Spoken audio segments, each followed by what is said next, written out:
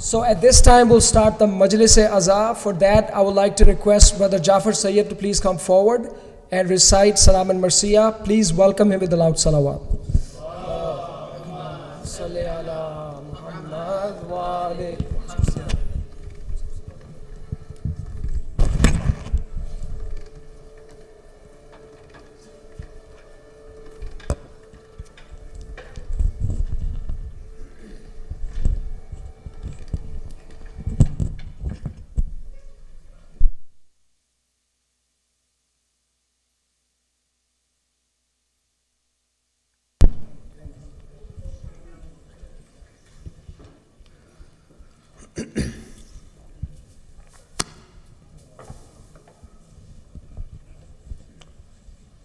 Just give it a few seconds for the translation to come up. Or Muhammad wa ali Muhammad salawat. Allahumma salli ala Muhammad wa ali Muhammad.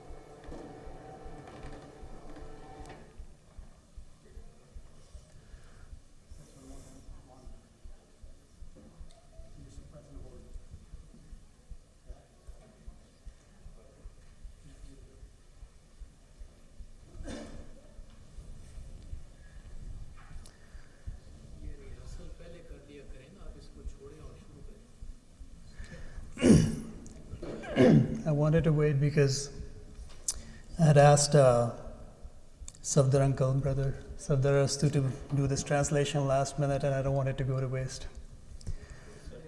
For Muhammad wa ali Muhammad salawat. Allahumma salli ala Muhammad wa ali Muhammad. I'm going to recite a salam followed by a marsiya. For Muhammad wa ali Muhammad salawat. Allahumma salli ala Muhammad wa ali Muhammad. اس قدر بیتاب ہے دل کربلا کے واسطے،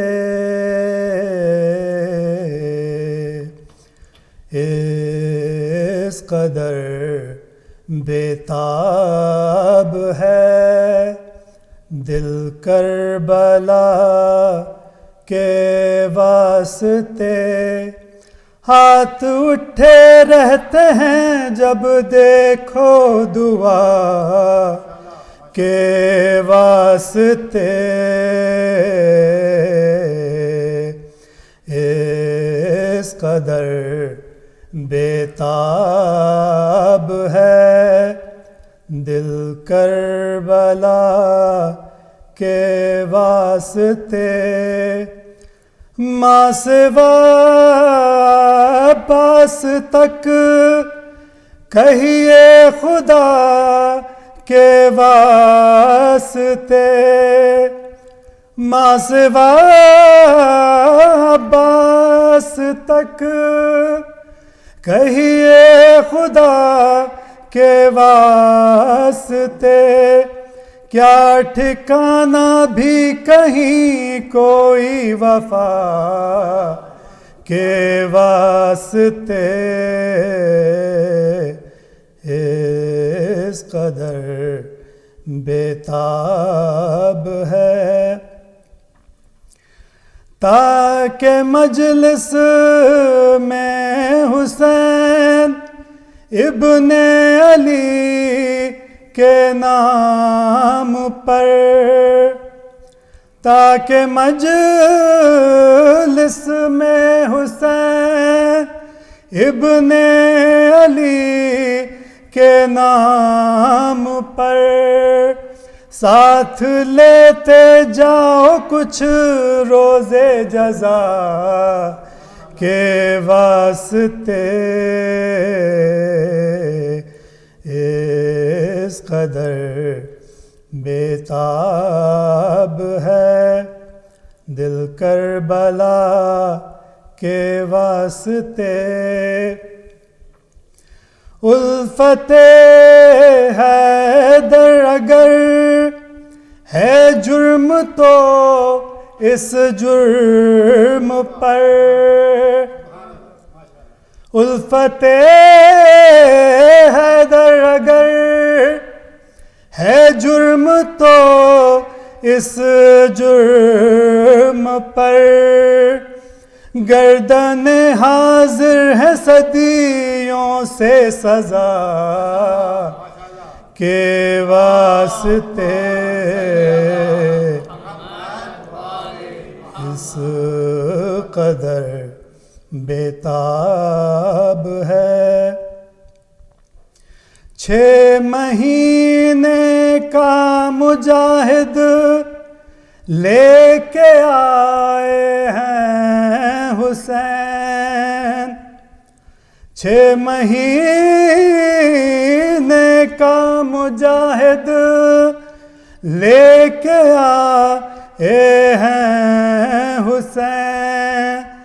امتحان سخت ہے یہ حرملا کے واسطے. اس قدر بیتاب ہے دل کربلا کے واسطے.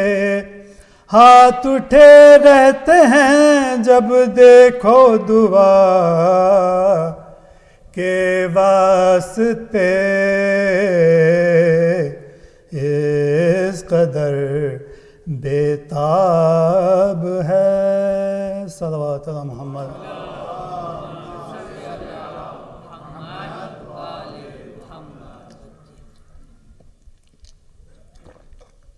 فاتح پڑھنا ہوگا.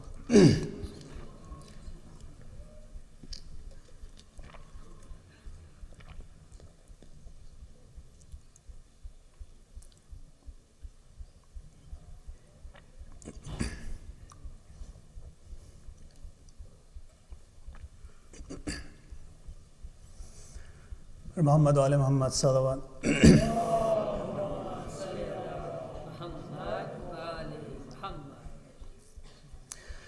ماں کا جو سایہ فاطمہ کے سر سے اٹھ گیا آرام چین اس کے مقدر سے اٹھ گیا.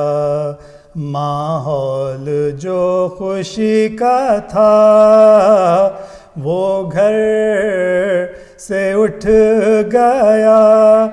گویا قرار بیت پیمبر سے اٹھ گیا. ماں فاطمہ کو چاہنے والی جو مر گئی صدمے اٹھا اٹھا کے خدیجہ گزر گئی. صدمے اٹھا اٹھا کے خدیجہ گزر گئی. ہونے لگی نڈھال جو غم سے وہ دل معلول. ہاتھ اس کے سر پہ پھیر کے کہنے لگے رسول منجانب خدا ہے یہ صدمہ کرو قبول، اس غم پہ صبر کرنا بھی اس غم کا ہے اصول، ہر صدمہ عظیم پہ آنسو بہانے ہیں، دنیا میں تم کو اور بہت غم اٹھانے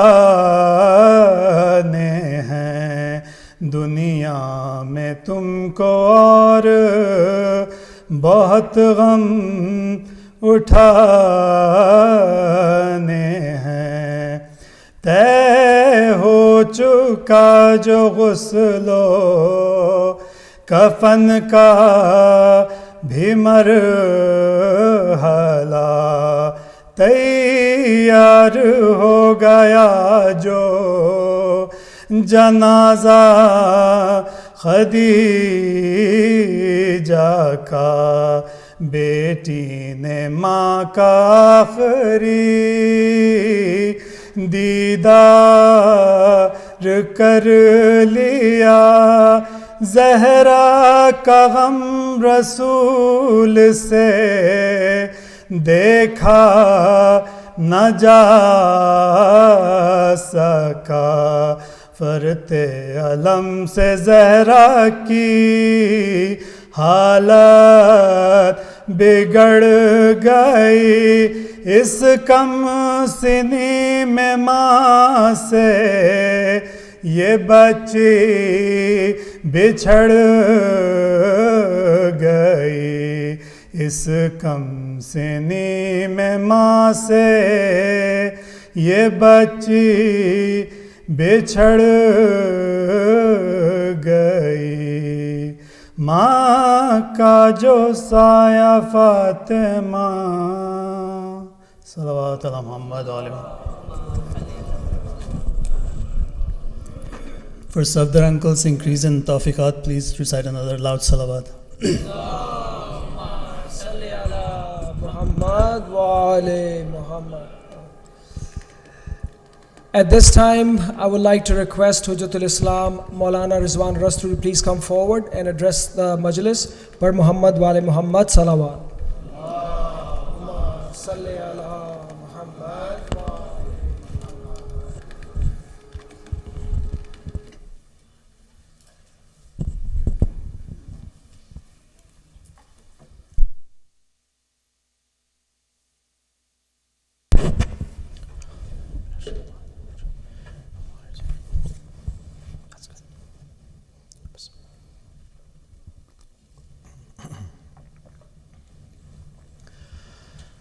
رحم الله من قرأ الفاتحة مع الصلوات. اللهم صل على محمد وآل محمد. بسم الله الرحمن الرحيم. الحمد لله رب العالمين الرحمن الرحيم مالك يوم الدين إياك نعبد وإياك نستعين اهدنا الصراط المستقيم صراط الذين أنعمت عليهم غير المغضوب عليهم ولا الضالين. بسم الله الرحمن الرحيم. الحمد لله رب العالمين، والصلاة والسلام على أشرف الأنبياء والمرسلين، حبيب إله العالمين أبي القاسم المصطفى محمد.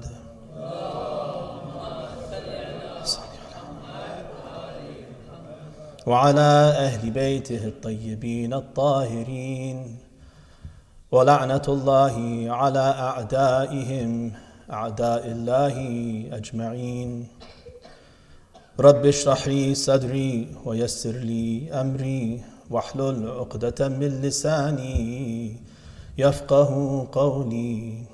أما بعد. We're gathered tonight to commemorate the death anniversary of al-Mu'mineen Khadijatul Kubra, salamullahi alayha.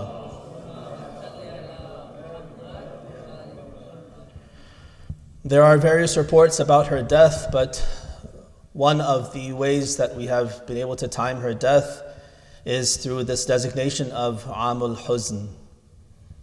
There was a time in Rasulullah's life in his mission where he enjoyed the support of Abu Talib and Lady Khadija, who together were bastions of support for him.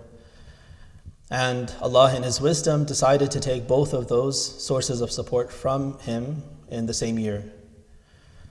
And there is a hadith from our fourth Imam, Ali ibn al-Husayn Zayn al-Abidin alayhi salatu wassalam, where he tells us that the Prophet lost his uncle 1 year before his hijrah. The Prophet lost Khadija 1 year before his hijrah, and he lost his uncle 1 year after that, meaning on the eve of his hijrah. The majority of our historians say that this took place actually earlier, 3 years earlier, during the 10th year of the Bi'thah. So the prophetic mission from the Bi'thah until Hijrah is 13 years in Mecca. In his 10th year, many of the historical reports tell us that Lady Khadija and Abu Talib both passed away, and there are different ideas about who passed away first. But this hadith of Imam Sajjad resonates with the reality of what Rasulullah was facing in Mecca. The city was against him. The most powerful elders of these powerful tribes were against him. The only source of strength that he had were these two. In particular, Abu Talib was there to protect him constantly. Nobody dared raise a hand against Rasulullah or even say anything to him because they knew that they would face the wrath of Abu Talib. Some fools did dare. They did some atrocities to Rasulullah, but they didn't last long. Within a short amount of time, Rasulullah would go to Abu Talib, tell him what the person had done, and like a raging lion, Abu Talib and Hamza and Ali would come and they would teach that person a lesson. Oftentimes humiliating them in front of all of the people of Mecca in the same way that they had tried to humiliate Rasulullah. And without Abu Talib's presence, Rasulullah was not able to stay in Mecca for even a day. So those reports that tell us that it was 3 years before his need for the hijrah arose that Abu Talib died, in reality are part of this perpetual propaganda to try to undermine the role that Abu Talib played in Rasulullah's life. To let us know that actually Rasulullah didn't need him that much. He was able to spend 3 years in Mecca without Abu Talib and he was perfectly fine. And the reports tell us that this Mut'im ibn Adi, another elder who was mushrik, died mushrik at Badr, that he offered support to Rasulullah, which was as good as Abu Talib's. But Imam Sajjad set the record straight and let us know that no, that's not the case. There was no way for Rasulullah to survive in Mecca without the support of Abu Talib. And when he passed away, it was a matter of days that the mushrikeen conspired to assassinate Rasulullah, and it was overnight that he had to hatch this plan to escape on Laylatul Mabit and embark on this hijrah. Lady Khadija is unique in one particular way that I want to highlight. If you think about her circumstances, she actually was able to stand for principle against all odds. If you look at her family, she's from another clan of Mecca, of Quraysh. So you're familiar with the Umayyad clan and the Hashimi clan and the Sahmi clan and Makhzumi clan. So one of the clans is the Asad clan, the Banu al-Asad. So Lady Khadija's father was Khuwaylid, the son of Asad, the son of Abdul Uzza, the son of Qusay. So they had a common lineage to Qusay, the big shark. This was the title that was given to him. And he was the father of Quraysh, either he or maybe one of his ancestors. But in this family of Banu al-Asad, Lady Khadija, if you look at history, in the Battle of Badr, there was one individual who was by the name of Nawfal ibn Khuwaylid. So Nawfal ibn Khuwaylid is the brother of Lady Khadija bint Khuwaylid. He was one of the staunchest enemies of Rasulullah in the Meccan period. He had participated in the tormenting of him. He had been one of the mustahzi'een, one of the people who took pleasure in mocking Rasulullah. And he would find his opportunities here and there when Abu Talib wasn't looking, and whenever he could. In the Battle of Badr, in the outcome of the battle, we're told that 70 people from the side of the mushrikeen were killed. 35 people. 35 people were killed and 35 people were imprisoned. Amongst the prisoners who were taken from the battlefield was this Nawfal ibn Khuwaylid. So some of the prisoners were executed summarily by Rasulullah's command because they had been these staunch enemies and they deserved nothing short of death. Imam Ali alayhi salam hears Rasulullah under his breath pray to Allah, "Oh Allah, relieve me of Nawfal, because he's tormented me much." And just hearing that utterance of Rasulullah, Imam Ali takes his weapon, goes to Nawfal and stabs it into his chest and executes him. And Rasulullah raises his hands and says, "Thank you, Allah, for answering my prayer through Ali ibn Abi Talib." This is the blood brother of Lady Khadija. Same family, same father. During the wedding of Lady Khadija to Rasulullah, we're told that she initiated the courtship, that she offered herself to Rasulullah. And within a short period of time, perhaps the next day or the same day, the Prophet and Abu Talib, they make their way to Lady Khadija's house to formalize the marriage and conduct the nikah. And we're told that from the Prophet's side, Abu Talib is the spokesperson. From Lady Khadija's side, either her uncle or her brother. She had a brother named Amr, maybe that was the person who spoke for her, maybe her uncle. This uncle attended the wedding feast drunk. And so when he got up to try to speak and say some words, he bumbled. He couldn't even string some words together because of his inebriation. And so Khadija is forced to tell him that, "Uncle, while you are my elder, and I have respect for you for being my elder, I am capable of taking care of my own affairs, and so I'll speak on my own behalf." And she respectfully has him sit down so she can speak on her own behalf. My point is that this is the kind of family that she lived in. And despite that fact that she had mushrikeen as relatives, maybe father, maybe uncle, living in that kind of a family environment, and then looking at the city of Mecca, that in the generations following Ibrahim alayhi salam's movement there and Ismail's work there, had abandoned those values of monotheism. The Kaaba, which was erected as a masjid and a temple to monotheism, to the one God, had now become the house of 360 idols. And she's born and raised in this city. She's grown up in this environment, and she's an important member of the society. Not that she's living in some sort of isolation separate from the city. She's at the heart of the civilization of Mecca. Despite all of this, she is one of the Hunafa, those people who were able to hold on to those vestiges of monotheism from Ibrahim al-Hanif. These Hanifiyya, they held on to the monotheism, they held on to those rites and rituals that they were able to preserve from the time of Ibrahim and Ismail, and they continued to practice with whatever they knew, waiting, listening to the prophecies, hoping that the last prophet would come and set things right.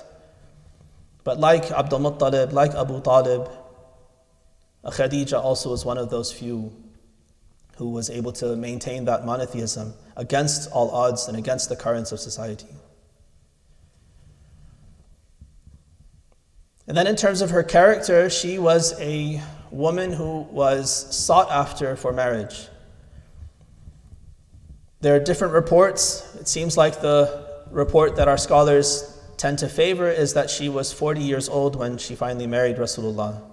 There are some reports that say she was 25, and there are others as well.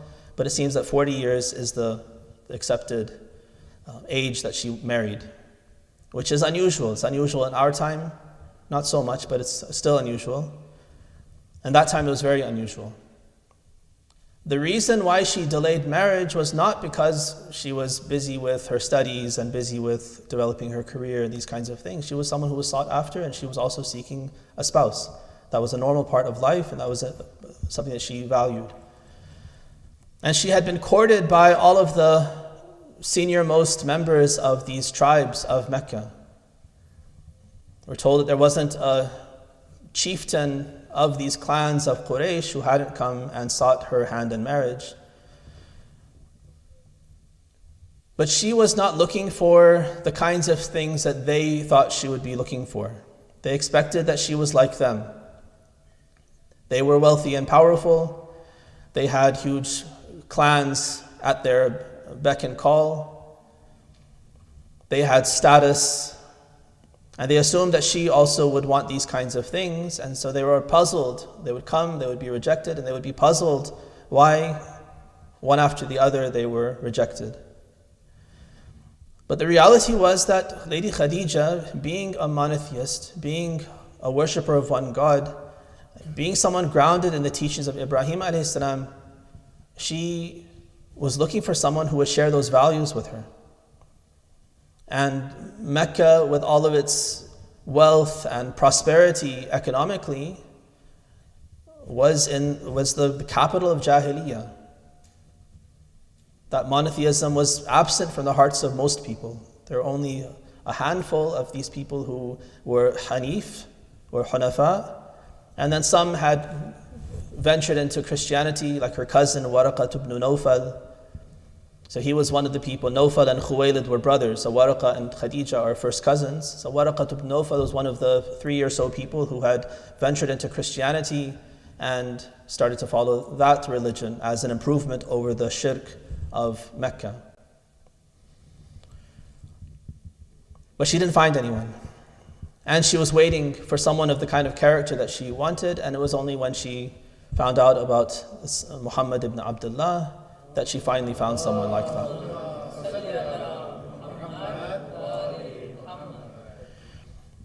So these are some of the things that help us to understand what kind of strength of character she had. She's earmarked by Rasulullah as one of these 4 outstanding women of human history. She and her daughter are the foremost of women in the ranks of Asiya and Maryam, salamullahi alayhinna ajma'in. We do sometimes an injustice to her, especially in our modern age, when our culture is so dominated by feministic ideas. We do an injustice by thinking of her as a kind of feminist paragon. This is what I want to focus a little bit on for this majlis that we have together. We live in a society that has been gradually and quite completely dominated by this idea of feminism. And it's to the point that we don't even sometimes realize. Media tends to be a good weather vane to help us to see what the reality of our culture is.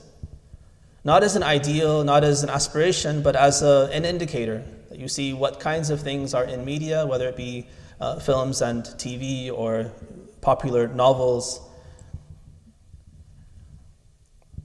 If you look at storylines in so much of our media that we consume, we're usually very careful as Muslims, devout, trying to raise good kids.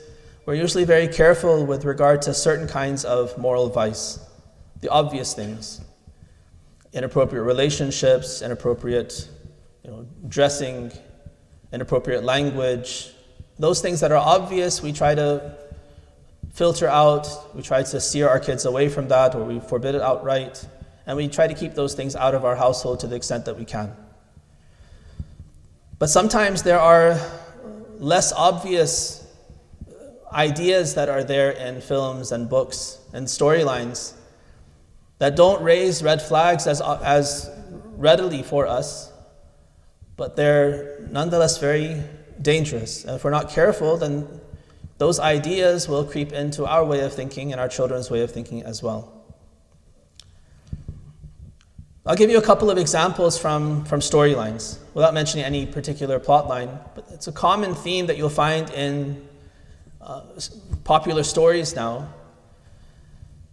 That, for instance, children are typically heroes, especially with children's literature. Children are the heroes,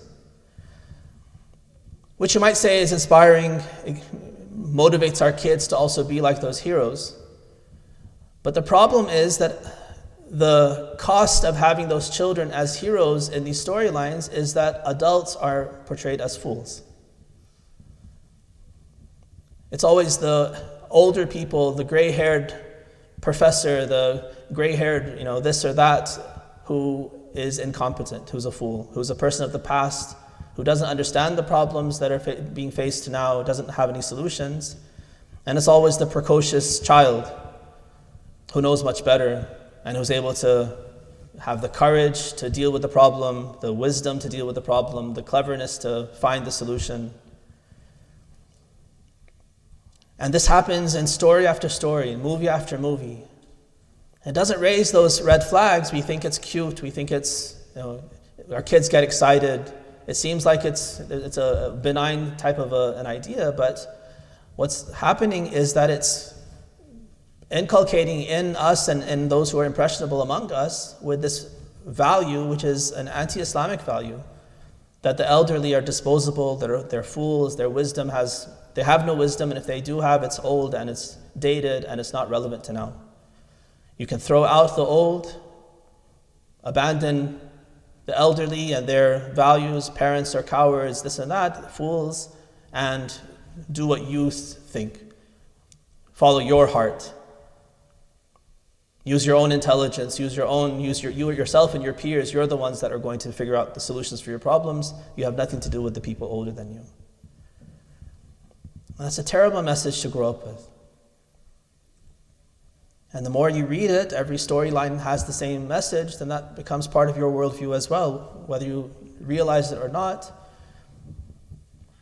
And then you also start to look at your grandparents who live with you or live close by, and you might think that, they're old, they're from a foreign place, they can't even speak English properly, and you think that they're also, God forbid, those fools like the fools in the storybooks. And you don't see that they're a treasure house. You don't see that they're people that you should respect, that you have so much to learn from, that you should develop a relationship with them, that you won't have for very long, that you're so lucky that you have contact with your elderly grandparents.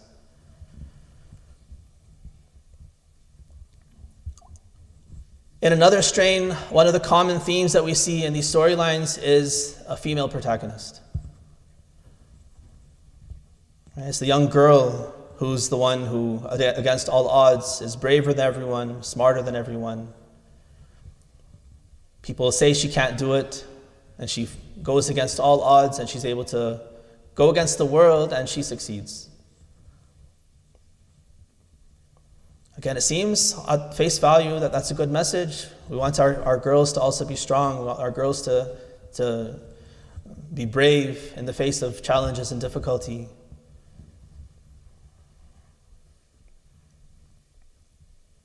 But the same kind of unexpected or kind of under the radar messaging happens there as well. She's able to succeed and solve all of those problems. How? Because she escapes from tradition.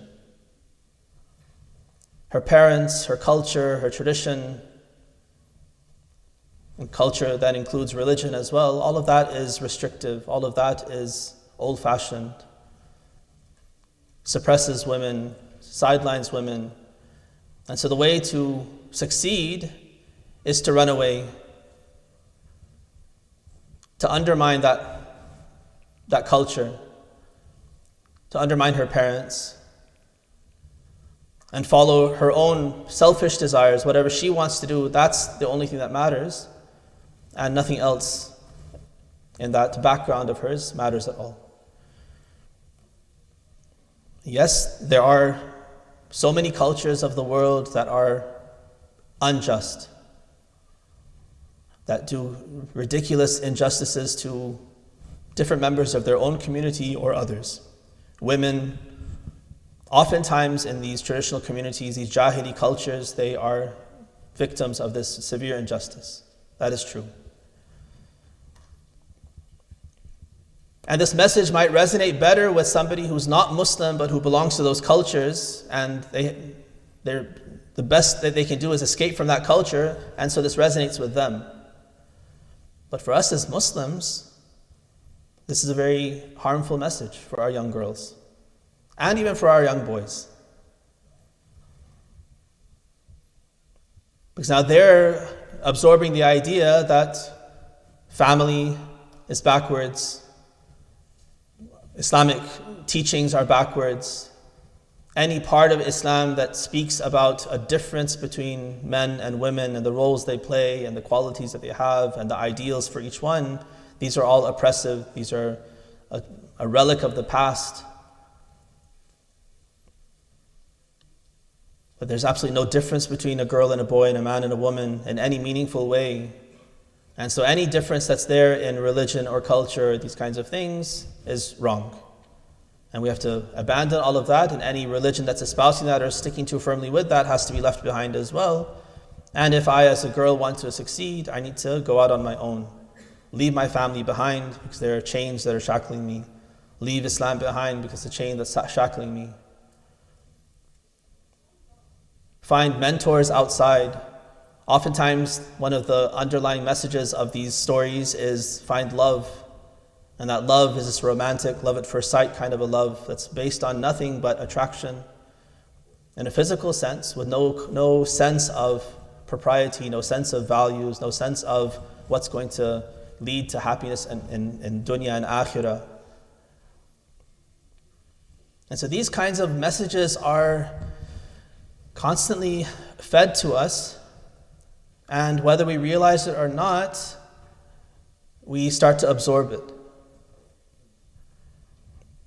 Those of us who are older, those of us who are a little bit wiser, we might be attuned to these things. We might be able to filter out and say, I can take the storyline and filter out the bad things and take the good.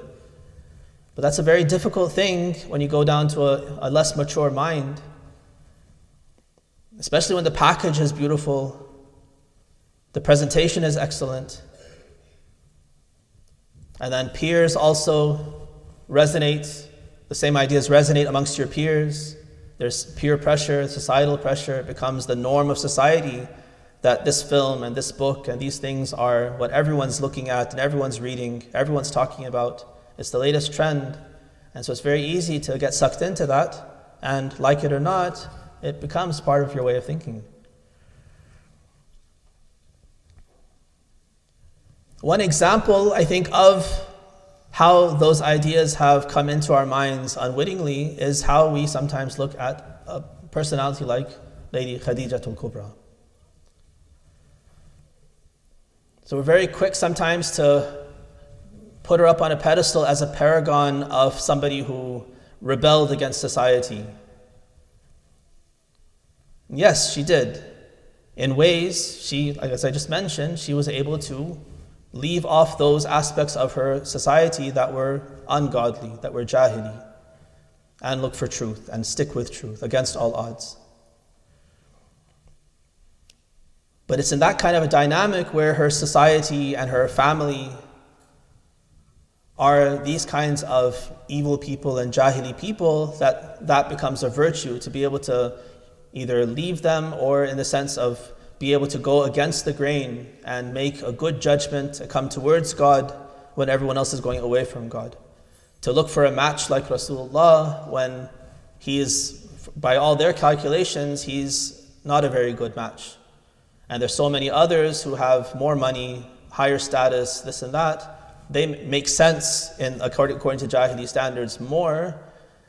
And this Muhammad, who lost his father very early, who has no wealth to speak of, who is being raised as an orphan from childhood in the house of his grandfather and uncle, it doesn't make much sense. He doesn't have an empire, he doesn't have an estate, he doesn't have a lot of wealth to bring to the relationship that it makes sense in aristocratic society. That the woman has an estate and the man has an estate, and it makes sense for this marriage to come together because now they can combine their estate and they can become a very formidable force in that society. But she's able to see through all of that and make a choice that is very wise, very moral. And she sees that I want to share my life with someone who has the same values as me, even if those worldly aspects are not there. The character is there. The godliness is there. He's also going against the grain, against society. He has a family to support him where she does not have that family to support him. But that character is there and she makes that kind of a choice. But to, for instance, imagine that maybe she delayed marriage so long until she was 40 to prioritize her career. And yes, she was either one of the wealthiest, or some say even the wealthiest merchant in Mecca, which is a city based on the economy of trading. It's a place where there's no agriculture, which in ancient times meant that there could be no civilization. There shouldn't have been any civilization. You need to have a river. You need to have fertile land. You need to have these basic things. You have fresh water for a civilization to be born, much less thrive. And here Mecca is وَادٍ غَيْرِ ذِي زَرْعٍ, with nothing, rocks and crags and no water, no agricultural land, no place to even graze your cattle, floods several times a year. From a dunyawi perspective, it's not a good place at all. And so here they live off of trade. They're able to raise animals in the surrounding areas. They're able to slaughter them, take their hides, tan them. They have some good technology for that. And so their hides then become their commodity that they can trade. And they take these north to Syria, they take them south to Yemen, and they're able to trade these goods for all of the other things that they need for their life. And in the process, those who are able to manage this trade, they make a killing. They're able to capitalize on this incense trade, this incense route, going from Sana'a to Gaza, and build huge empires. And so yes, she did amass that kind of wealth. But as I mentioned, we see a parallel, because oftentimes women nowadays, our young girls nowadays, they also have this idea they should delay marriage. Why? Because they need to go through school and get to a certain point in their academic studies. Why? Because after academic studies, there are certain career milestones that they have to pass. And until they're finished with all of those levels of training, they don't want to get into marriage, which they assume will be the end of those kinds of pursuits. I've talked to many women who are in their upper 30s, in their 40s, not yet married. And I asked them, why are they not married now? And they say it's quite late. Nobody's come yet to propose at this age. And I asked, why didn't you not get married earlier? Did your parents not encourage you? Did you not think about this when you were in your 20s to get married at that point? He said, well, we didn't think it was a good idea then. Proposals did come, but we didn't think it was a good idea. Why? Because we wanted to pursue our studies, get into a career so we could stand on our own 2 feet and be independent enough that just in case when we get married, we get divorced, the husband dies, then we should be economically strong enough to be able to stand on our own 2 feet. Well, the irony is that to get to that point in your life where you're that independent, you have to wait so long that now nobody normally wants to get married to you at that age. And so by protecting yourself against this possible calamity of a divorce or loss of spouse that might or might not happen, you've put yourself now in a position where you very likely will never get married.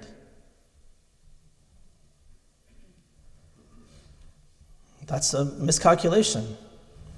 Maybe misguidance from the parent's side, or maybe just miscalculation on the side of the young woman. Yes, thinking about some of these contingencies can be part of your calculation, but not in this way that you're guaranteeing no marriage when there was a possibility of good marriage or failed marriage, but even that can be mitigated. Early marriage does not mean failed marriage. One of the things that the modern love story and media teaches us is that you follow your heart. It's love at first sight. Love conquers all. This is all bogus. Successful and happy marriage is not founded in those kinds of infatuations and superficial loves. Successful marriage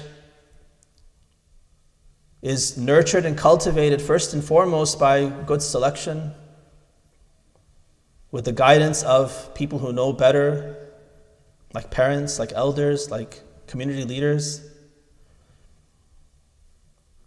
Because the child at the age of marriage doesn't really have a good sense of what's important in marriage.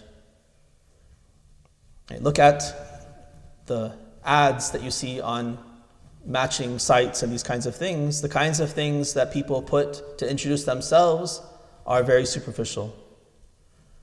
I have this particular hobby, I like doing these activities, I have this degree, I'm going to go into this career.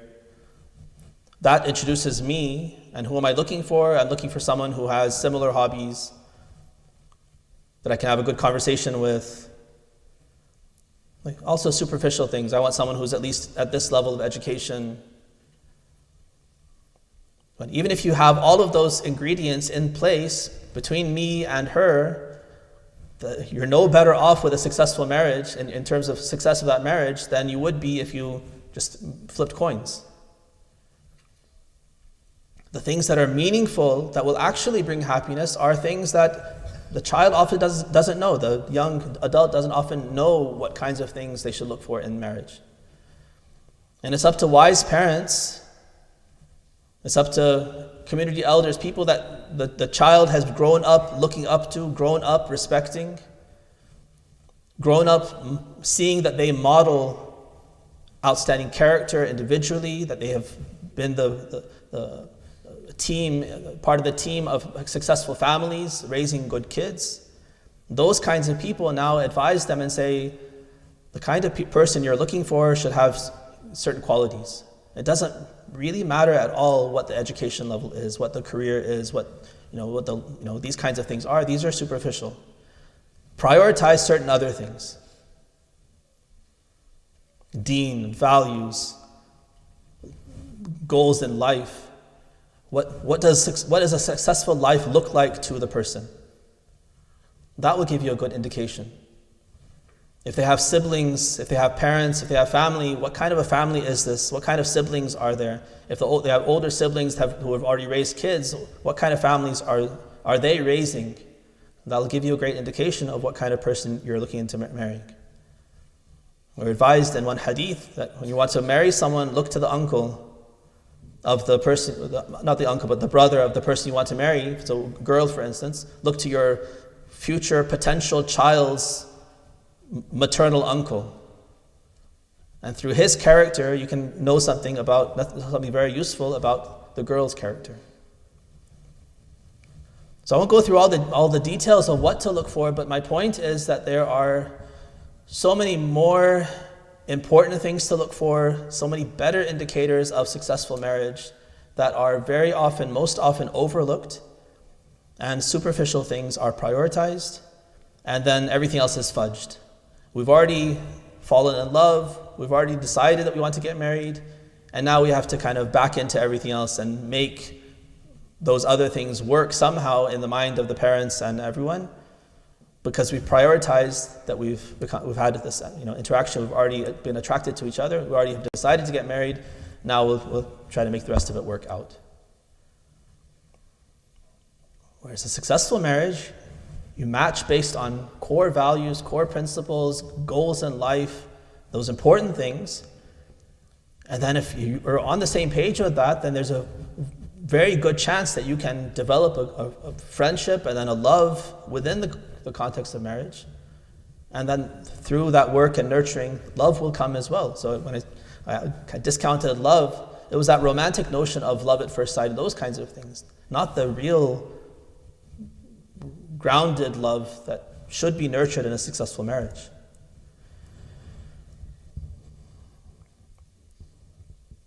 So when Lady Khadija delayed her marriage, it was not for career and it was not for making her millions. It was not for getting more credentials so she could be more qualified. It was the circumstances of her time that there was no one else worthy of her than this Muhammad ibn Abdullah.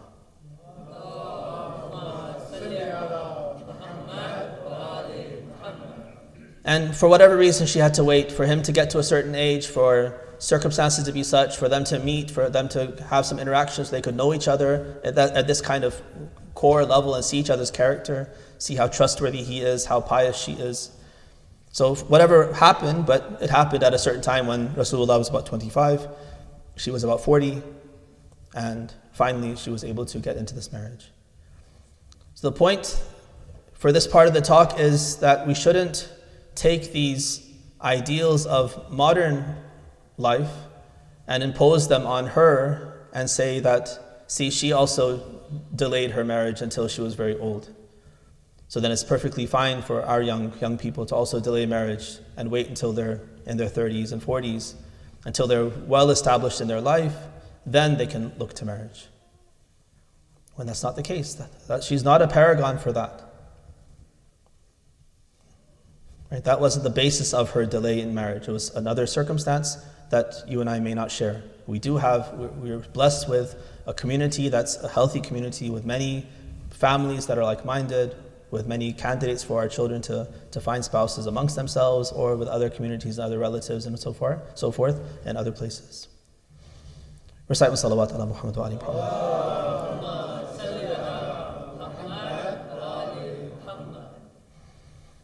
We also put Lady Khadija on this pedestal from the perspective of kind of imagining her to be some sort of outspoken, assertive, public figure. It's true that she was involved in trade, رحلة الشتاء والصيف. She was part of this, but in a way that's very different from how the men of the Quraysh were involved. If they actually went with the caravan, even they didn't all go with the caravan. That's also a kind of conception that we have. So as an example, this caravan of Abu Sufyan, which had gone north to Gaza and then was on its return at the time of Badr. Right? That caravan was not manned by hundreds of people. It wasn't all the leaders of Quraysh. Where were the leaders of Quraysh? They're back in Mecca. Abu Sufyan had become the leader of this Quraysh for whatever reason. Maybe he had the most investment in the caravan, or they had some sort of a rotating structure where one by one each of the leaders would take control of a caravan.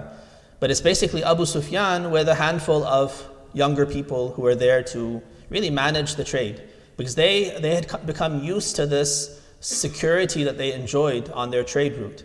Thanks to the foresight of Hashim, the great-grandfather of Rasulullah, he had engaged in treaties with all the people, all the tribes, and even the Roman Empire.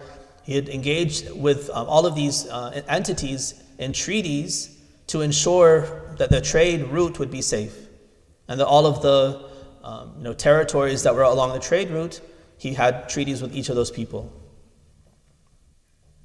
So thanks to that, they were used to security. They didn't really have to have big defense, even though the caravan was laden with enormous wealth, both going and coming, but they didn't have to prepare with military reinforcements to, for instance, have an army to protect the caravan. One leader of the caravan, 20 or so young men to manage the camels and feed them and this and that was about it. So even the male chieftains of Quraysh didn't travel with the caravan. And Lady Khadija, of course, didn't travel. She stayed back. Her custom was that she would hire individuals from Quraysh who were interested in working for her. And she was known as a successful businesswoman. The men would line up. to come and work for her, and she would give them assignments, give them sums of money, give them whatever it was, and in her ledger make note that I'm entrusting this much with you, it's your responsibility to do such and such, and then when you come back you report to me, turn over your profits, I'll give you your payment, and the next person. It's in that context that she meets Rasulullah, because he is also in search of work, and so he lines up with the rest, and he comes to her, and when it's his turn to talk with her, and she says that I'll employ you, he says, I don't want to be an employee. I won't work for you, I'll work with you. So instead of, you being my boss, let's enter into a partnership. You put up the capital, I have the skills, I have the know-how, and then we'll come up with an agreement for how we'll split the profits once I engage in trade. And so he upholds this principle that he's not going to ever work for anyone. This is one of the points of pride for Rasulullah, that he never worked for anyone. Even here, he was a partner, and based on the terms that they agreed to, he went and engaged in trade, and then came back with more profit, with a higher yield than anyone else had been able to produce, and showing some such skill and character that Lady Khadija was overly impressed. So for Lady Khadija to get to where she was economically, to become the wealthiest woman and maybe the wealthiest person in Mecca, she did not have to become a public person out in the market, rubbing shoulders with men. She was in a line of work that allowed her to remain at home and to have these kinds of interactions from her home, within the context of home. And she continues this. Not only was that before the marriage, even after the marriage, now they enter not only to a partnership of marriage, but it's a partnership of trade as well. So for some years before he starts preparing for revelation, when Allah tells him to leave off the trade, for some years in partnership they both work. She, again, still not going off in the caravans, but Rasulullah either going in the caravans or at least being the public face of the business, but they work together, and then they have still enormous profits. So she is not a public figure, and this is actually a very common theme if you look through the lives of these outstanding women. The four women I mentioned, Lady Zainab, salamullahi alayha, and all these individuals from the family. And if you go back in history also, to the mother of Musa, to Sarah and Hajar, we don't know so much about their lifestyle, but these women, I think sometimes have a bit of a lopsided view, because we typically know about them in those moments of tragedy when they were forced into the public eye to now come to the defense of either Islam as a whole or their men who had been killed or silenced. So we know about Lady Fatima's khutbah fadakiyah. This was a moment in her life. This was not her preferred way of communicating with people, to come out in public and speak standing in front of men in the middle of the masjid. She had lived her life in private. As long as Rasulullah was there, as long as Amir al-Mu'mineen had the power to be able to be that protector for her. And it's only because those elements are no longer there or able to speak for her that she now is forced into this position where she has to speak for herself, both in defense of her rights on fadak, and more generally the rights of Amir al-Mu'mineen and the debt that the Muslims should have felt but didn't feel anymore towards her recently deceased father. The same with Lady Zainab. We don't know, history doesn't record very much about her prior to Karbala. But as Shia, we mainly know about her on the battlefield and mainly in the aftermath of Karbala, which was a time when she was forced into the public eye because of the circumstances. She had to now stand up in front of men, stand up in court, and fulfill this role that nobody else could because they had been killed or they had been silenced. So all of these are inspiring moments in their life, and the fact that they were able to speak eloquently, intelligently, with displaying such deep understanding of Islam and Islamic principles and all of that speaks volumes about their character and how they had been raised, what kind of people they were, how connected they were with Allah and with the Prophet and the Imams. That's in its own place. They had incredible virtue. And that's something we admire them for and we praise them for. But now to take it to the level and think that these women were outstanding because they were these public figures, they're outspoken and they're, in parliament and in the face of men and rubbing shoulders with men and, just like men, just with a feminine body. That's the injustice to who they were. We can't judge their entire life and their entire character and the preferred lifestyle that they lived by these extreme circumstances into which they were pushed by divine wisdom and by the dhulm of the time. But that was not their preferred lifestyle. The preferred lifestyle of all of these outstanding women, including Lady Khadija, was the lifestyle of living at home, living in the context of family, with female friends, doing oftentimes those things that are unpaid and much more valuable in society.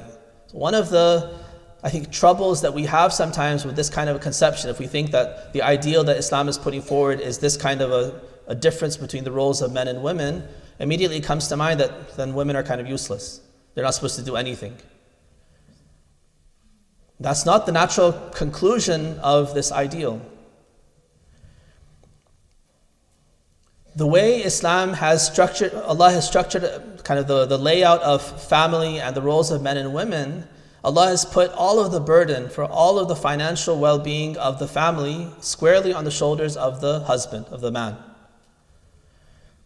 He hasn't given any responsibility to the woman, to the wife, and of course the minor children have no responsibility. All responsibility for all of the material needs for the family are on the husband, which naturally is going to lead to a very kind of narrow and restricted career path for our young boys heading into manhood. Because they have to go into education or into training with an eye to eventually getting into a position where they can earn enough money to then be married and keep their family in a respectable way. Which means that their education has to be very narrowly focused. Whereas Islam doesn't put any burden like that on the woman. Now, does that mean that therefore she shouldn't get educated, she shouldn't have any expertise, she shouldn't do anything? No, that's not the logical conclusion. What it means is that she's not restricted in the same way that our boys are. That young girl now has all the opportunity in the world to be educated in the true sense of the term. Because she doesn't have to worry about coming into a career that can then earn enough to support herself or to support her family. That's not her burden. Which means that she can actually become a wealth, a source of so much goodness for her family, for the community. Like she can have skills, she can do things. Oftentimes, this is the irony of our life, those things that are most valuable in our lives are the things that are unpaid or badly paid. And think of your households, think of community. Some examples, teachers notoriously are paid very little. Compared to so many other kinds of work, teachers are paid very badly. When education is one of the most important things, most important services, most important backbones of our society.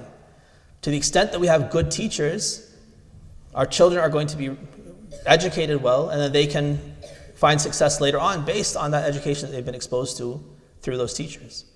But how do we compensate those teachers? Very poorly.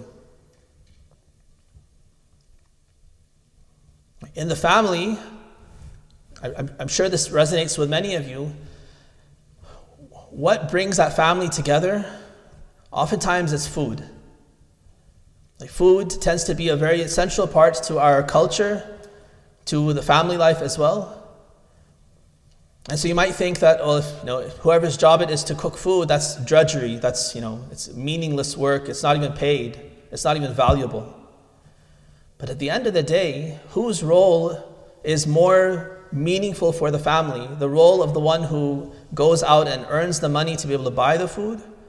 Or the one who crafts and creates that food that now becomes the magnet around which family comes together? That's the lifeblood of the family. That meal that you eat together on a daily basis, or those meals that you eat together when you bring your family and friends over. It's that meal, whoever's created that meal has, in some mysterious way that I have not yet understood, somehow they've created something that has now created so much good that comes out of it, with hearts coming together, people coming together, ideas being shared, silatul rahim, sila of friends, and all of that happens because of this food. Our problem is that we don't value that because we say, well, I'm cooking the food and I'm not getting paid for it, so that's meaningless work.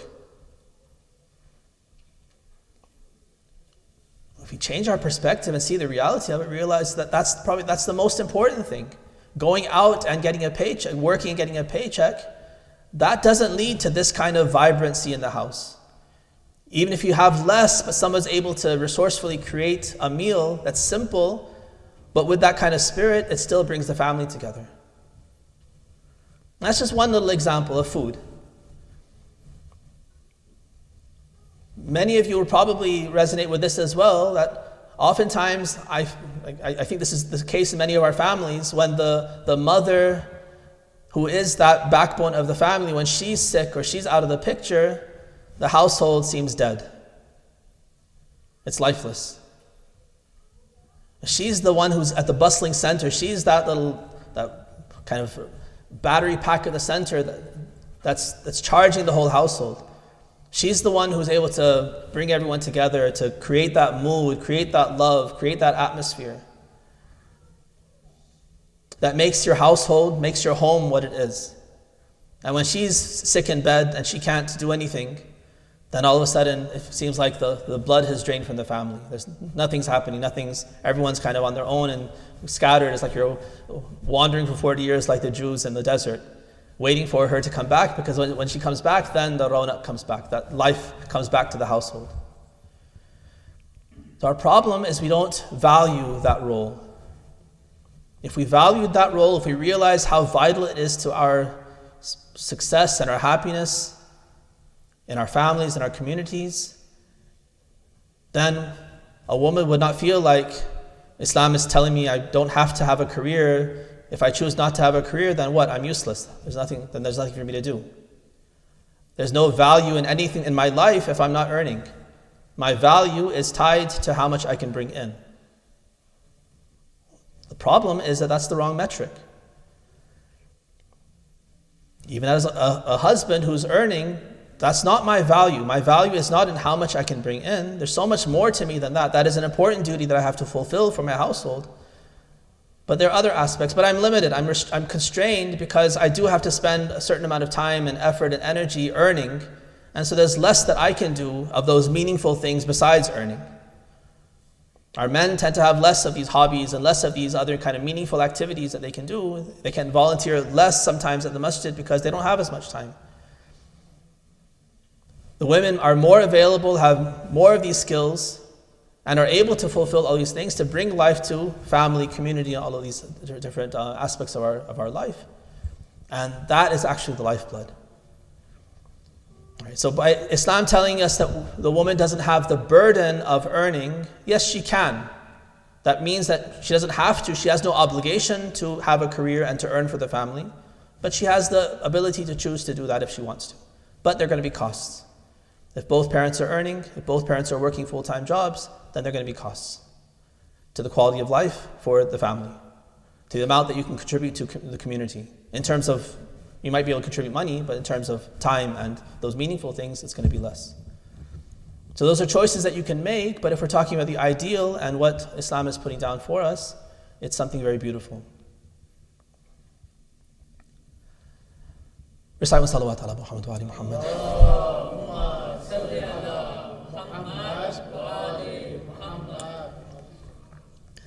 I started by recounting how these two individuals, Abu Talib and Lady Khadija, were bastions of strength for Rasulullah. In his early years, Allah in His wisdom had taken his mother and father from him. He was orphaned even before he was born. His mother passed away in his childhood. He was raised by his grandfather, Abdul Muttalib, for some years. Then he passed away. And then he was taken care of by Abu Talib. But when Allah had seen in His wisdom to take these fathers and mothers away from him, He had also replaced them with other father figures and mother figures. And in place of Amina, whom he lost, he was given Halima, whom he would call Ummi Ba'da Ummi.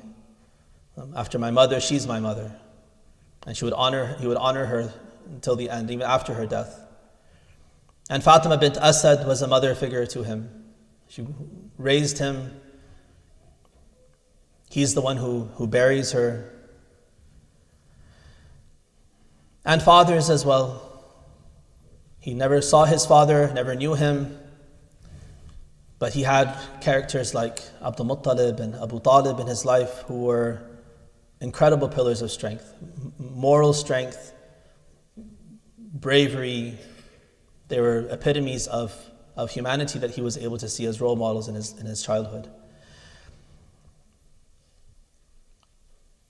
But as his time in Mecca comes to a close, in his 13th year after becoming a prophet, Allah decides that now it's time for him to move on, and these two individuals who have supported him through thick and thin, Khadija, who believed in him even before he was a prophet, Abu Talib, who had been waiting for the day when he would finally be appointed because he had heard these prophecies from his father Abdul Muttalib, and they all knew that one day would come when the angel would finally speak to him and give him leave to now come forth on the stage as prophet. These two individuals finally passed away. On her deathbed, when Rasulullah comes to her, he sees that she's suffering in the pangs of death, and he makes dua. He says, "Oh Allah, I hope that the suffering that she faces now will be changed into reward in the hereafter. That her patience, her perseverance through the suffering that you have ordained for her will be the source of relief and eternal happiness in the hereafter." After her death, they take her body to the cemetery of Ma'la in a place called Hajun, which is in Mecca now. And alongside the graves of Abu Talib and Abdul Muttalib and some of her sons whom she had lost in young age, they bury Lady Khadija. After the burial, we're told that Fatima al-Zahra, who now is about 8 years old, she comes to Rasulullah and she asks about her mother, "Where is my mother?" She wasn't a young child who would not be aware. Her mother had died, she had been there, she had seen her, participated in the burial. She knew that her mother had passed away and she was buried. But she wanted to know, what is the station of my mother? Where is she now after leaving this world? So at that moment, Allah subhanahu wa ta'ala sends down Gabriel with a message to Rasulullah for Lady Fatima. And Rasulullah speaks the message and says that Gabriel is here with me and he conveys to you Allah's salam, O Fatima. And so Fatima, having been raised by a mother like Khadija, she responds to Gabriel and Allah's salam the way her mother always used to respond. And she says, Allahu salam, wa minhu salam, wa ilayhi ya'udu salam, wa ala Jibreel salam, wa alayka ya Rasulullah salam. And Gabriel comes with a message from Allah that your mother is going to be in gardens in paradise, in palaces of gold and ruby, in the company of her sisters in faith, Maryam and Asya, and she will live in eternity in that happiness, waiting for you to join her. Assalamu alayki, ya Khadija al-Kubra, ya al-Mu'mineen. We ask Allah to shower His mercy and blessings on Muhammad and the family of Muhammad. Allah, we honor Lady Khadija.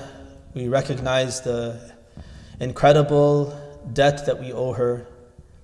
It's because of her support of Rasulullah that he was successful. You made her the vehicle for the financial and moral success of Rasulullah's message, which we are the beneficiaries of.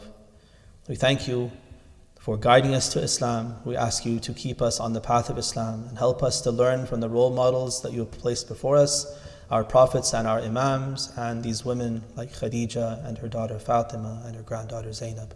Salamullahi alayhin.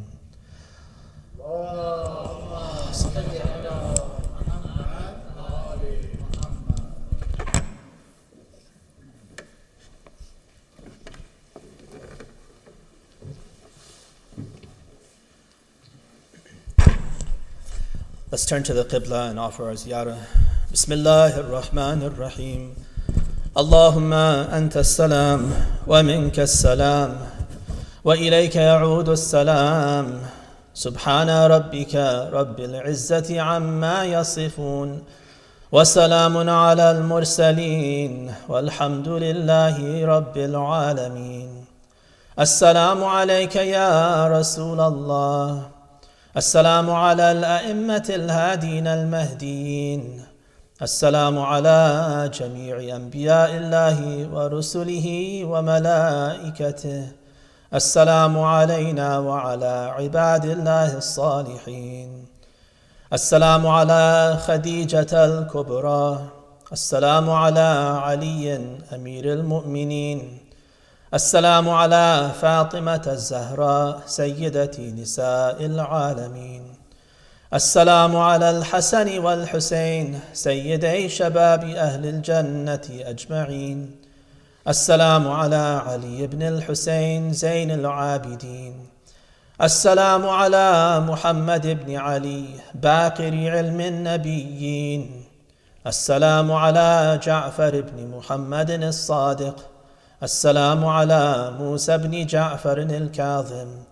السلام على علي بن موسى الرضا. السلام على محمد بن علي الجواد. السلام على علي بن محمد الهادي. السلام على الحسن بن علي الزكي العسكري. السلام على الحجة بن الحسن القائم المهدي صلوات الله عليهم أجمعين.